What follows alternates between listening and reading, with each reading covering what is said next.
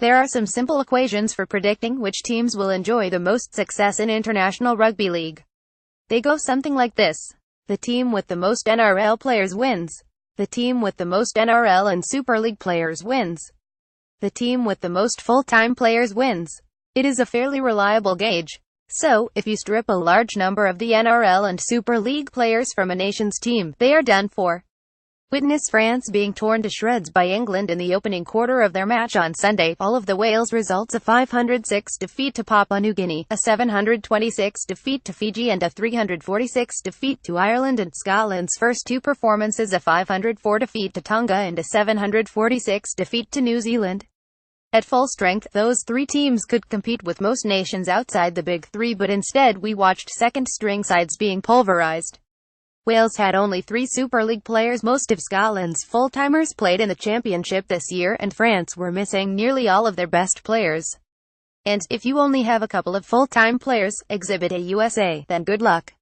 I recall back in 2000 being annoyed by the Guardian's rugby league guru Andy Wilson having a kangaroo counter for each team in the paper's World Cup preview pullout. Yes, really. Every team had some Australians, several squads were packed with them. It's the same 17 years on, with every country having someone from the world's rugby league factory. Even France have former Newtown Jet, Marc Carola, who qualifies on residency grounds after 5 years at Toulouse Olympique. The more Aussies you have, the better you are likely to be. Exhibit B: Lebanon, who face the terrifying Tongans in the quarter-finals this weekend. Clearly that is not a long-term solution. European Rugby League needs to find other sources of talent over the next 4 years to match the evolution in the Pacific. They can't just fill their teams with Antipodeans, Yorkshiremen, Cumbrians and Lancastrians.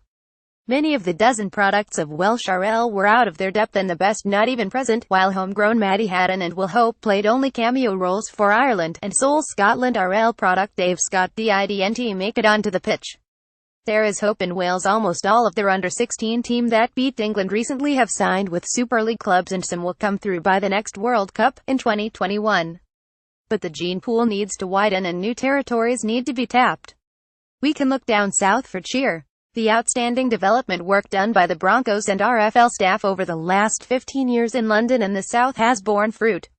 There are players from Lewisham, Richmond, Enfield, Sawbridgeworth, Basingstoke and High Wycombe representing the home nations in the World Cup.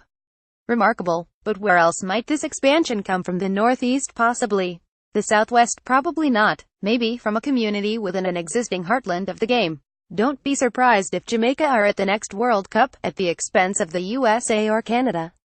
Their fans would certainly add vibrancy. The Europeans need to find fresh sources of athleticism, power and explosive strength from somewhere. England's rugby union leaders took deliberate steps to do this by cherry-picking whatever talent they could find from all over the world. Exhibit C: Nathan Hughes, who was born in Fiji, moved to Wasps in 2013 and has been playing for England's rugby union team for the last year. Given the history of Tonga, Fiji, Samoa and Papua New Guinea, it is perhaps surprising that England RL have not found Islanders eligible to wear the St. George Cross like they have with several Australians. If England follow the rest of Europe and tumble out of the tournament this weekend, at least very few fans at home will have watched live coverage of their match against the effervescent Papua New Guinea. Kickoff is at 5 a.m. Country Call Scotland. Oscar Thomas in action for Scotland against Samoa. Photograph: NRL Photospies predicted last week, Scotland bunkered down, pulled together and delivered a performance to be proud of against Samoa and Cairns. It was impossible not to assume that the vanquished Danny Brow would have kicked either the late penalty or one of their 2 field goal attempts to send Scotland to Darwin for a quarter-final meeting with Australia. Instead, they came home with pride restored and a new-look squad with a senior core led by the extraordinary Danny Addy, Ben Hellawell, Dale Ferguson and Ben Kavanagh. There was another positive to Scotland's tour. As they travelled the continent, they met up with former internationals who had not received their caps when they first played for Scotland. Dual-coder Jim McLaren and Chris Orr, now a major player's agent, were given theirs in Lake Ainsworth. Former Bradford and Huddersfield centre Daryl Shelford received his in Christchurch, and I was delighted to present former London Broncos and Warrington fullback Andrew Duncan with his in his native Brisbane.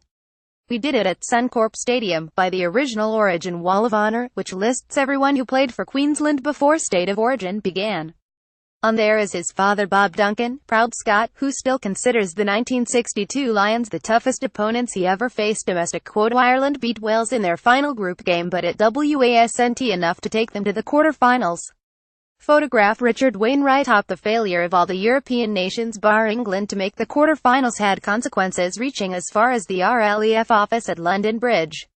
With 7 places at the 2021 World Cup reserved for Europe but only England qualifying automatically, next year's European Championship will be the first opportunity for France, Scotland, Ireland, Wales and Italy to clinch a place at England 2021. Whatever the format, and England will be involved, whoever flops next year will have to compete in a playoff in 2019 against the likes of Serbia, Russia and Spain, or an Aussie-bolstered Malta and Greece, for the final couple of places.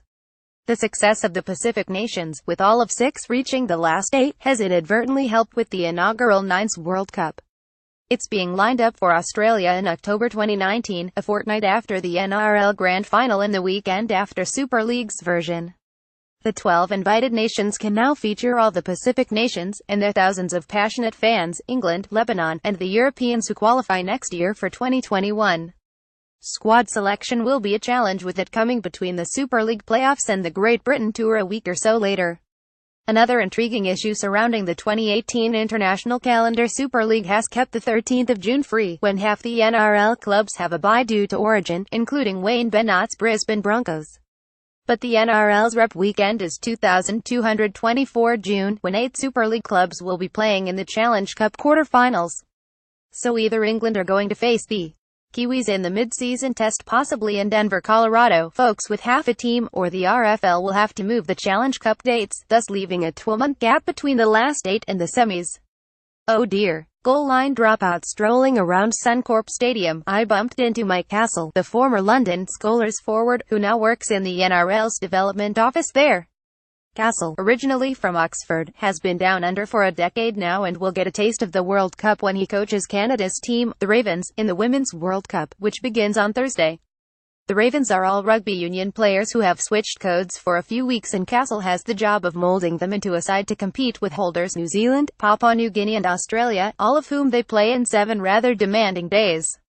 Make the semi-final and it will be 4 games in 10 days. And the men complain about player welfare. England, who have the same schedule, face Papua New Guinea, Australia and the Cook Islands. Incidentally, there will be a 4-team women's comp at the 9's World Cup too. 5th and last, the Papua New Guinea fans in Port Moresby. Photograph: Joe Castro. While the full houses in Papua New Guinea and New Zealand have been wonderful, the much criticized Australian attendances are actually about par for the World Cup games and worth putting into context. The USA and Italy are normally watched by a few hundred, not a few thousand. Scotland have only once been watched by more than the 12,130 who saw them crushed in Christchurch when the same sides met in Leeds 4 years ago. Wales rarely attract more than the 7,732 who witnessed their annihilation by Fiji, and there has never been a crowd anywhere near as large to watch the annual Wales-Ireland fixture as there was in Perth on Sunday. The disappointments have been in NRL cities Townsville, Canberra, and Sydney, if it wasn't for the fabulous Lebanese support. Here's hoping Brisbane responds in its usual manner when Elite League comes to town.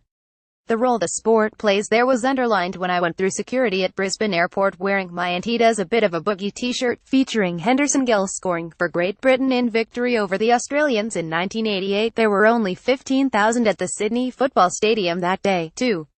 The middle-aged guard took one look and said, "Now, don't tell me, Ellery Hanley Noerm, Martin Offia Noah." When I put him out of his misery, he says, "Of course I recognized the trophy sponsor on the shirt. Follow No Helmets Required on Twitter and Facebook."